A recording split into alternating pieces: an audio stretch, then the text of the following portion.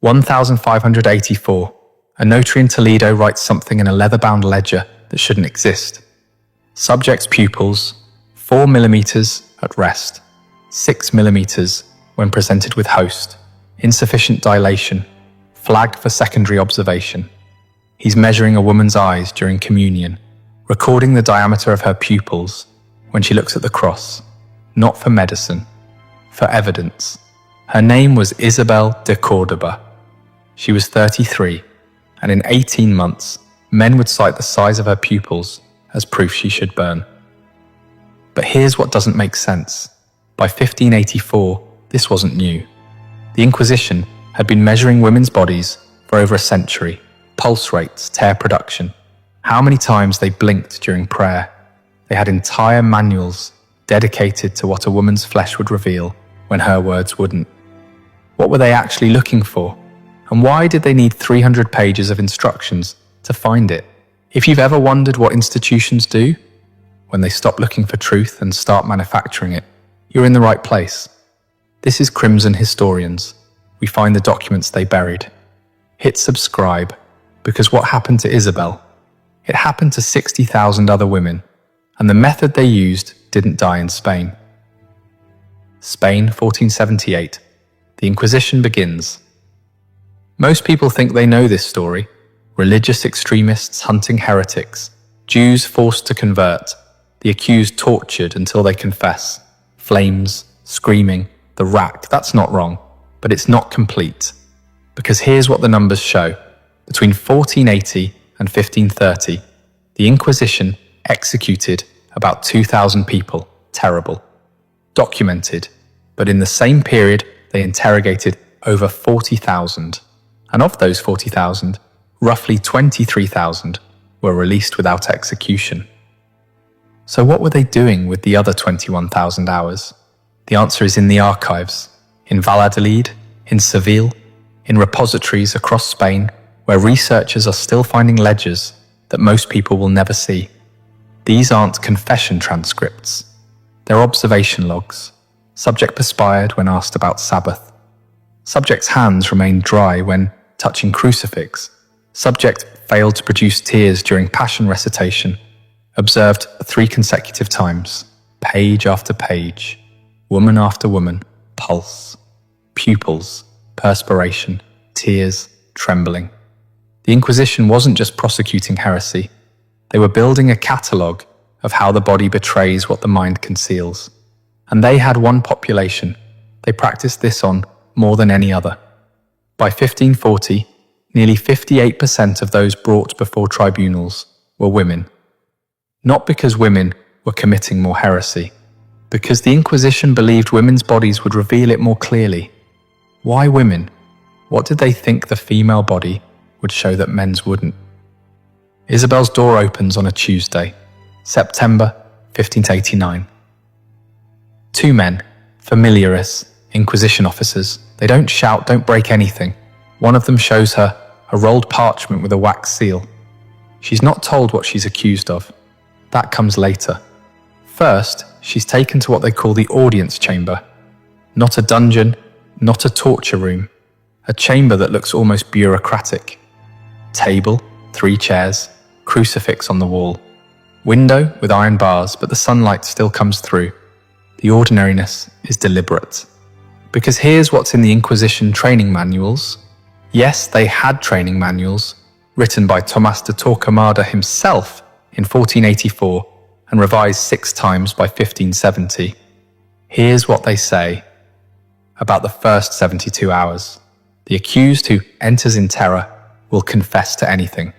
The accused who enters in composure will reveal everything. They didn't want panic. They wanted observation, because terrified people are useless for what they're actually trying to do. Isabel sits in that room for 6 hours before anyone speaks to her. Just sits, with 2 notaries watching from behind a wooden screen. They're not writing her confession. She hasn't said anything. They're writing descriptions. Subject shifts position every 11 minutes. Subject touches face 4 times in first hour. Subject's breathing rate increases when footsteps approach door. They're not interrogating her. They're cataloguing her. And here's the detail that reframes everything. Isabel doesn't know it yet, but she's already failed 3 tests. Not tests of faith, tests of biology. Let's pause Isabel's story for a moment, because to understand what happens to her, you need to understand what the Inquisition actually believed about the human body. In 1487, 9 years after the Inquisition's founding, 2 inquisitors, Heinrich Kramer and Jacob Sprenger, published a book, Malleus Maleficarum, The Hammer of Witches. Most people know it as a witch-hunting manual. It is. But buried in Part 2, Question 1, Article 6, there's a section called Whether Witches Can Habitate the Power of Generation and Obstruct the Venereal Act. Translation. Whether a person's body, when touched by evil, would physically respond differently than a pure body. The Inquisitors took this idea and ran with it. They theorized, wrongly but consistently, that conversion to Christianity wasn't just spiritual, it was physiological. That when someone genuinely accepted Christ, their nervous system would change. Their tears would come easier during Mass. Their pulse would quicken before the Eucharist. Their pupils would dilate at the sight of the Virgin. And if those responses didn't happen, the body was remembering something else. By 1520, there were Inquisition physicians, not to heal, to measure. They had instruments, calipers for measuring pupil dilation, water clocks for timing pulse rates, graduated vials for collecting and measuring tears. In Seville, in 1537, a tribunal spent 4 months testing this theory. They brought in 50 confirmed conversos, Jews who'd converted to Christianity, and 50 old Christians, people whose families had been Catholic for generations. Then they ran both groups through identical religious exercises while measuring physical responses. The results, still in the archive, showed no consistent difference. None. The conversos cried, didn't cry, trembled, stayed calm, dilated, constricted, in the exact same random patterns as the old Christians. One of the inquisitors, Francisco Peña, wrote in the margin, "The flesh does not differentiate what the soul contains. Our instruments detect nothing." And then he wrote one more sentence, "Continue observations, expand sample size." They knew their method didn't work by 1537, and they used it for another 150 years. That's not ignorance, that's something else. Back to that room in Toledo. It's now been 18 hours since Isabel's arrest.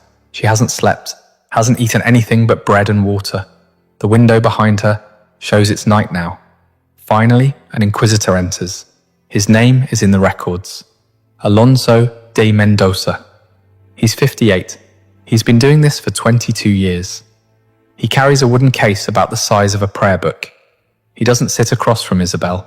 He sits beside her, close enough that she can smell the ink on his clothes. The questions start, but they're not about Judaism. Not at first.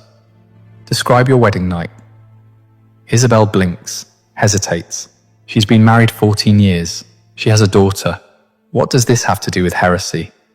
Mendoza opens the wooden case. Inside, a glass vial, a thin brass rod with millimeter markings, a small mirror. "I asked you to describe your wedding night.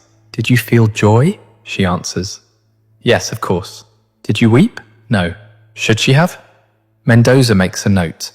Then he asks her about her daughter's birth, whether she prayed during labor, which saint she invoked, whether she felt ecstasy, his word, ecstasy, when the child first breathed.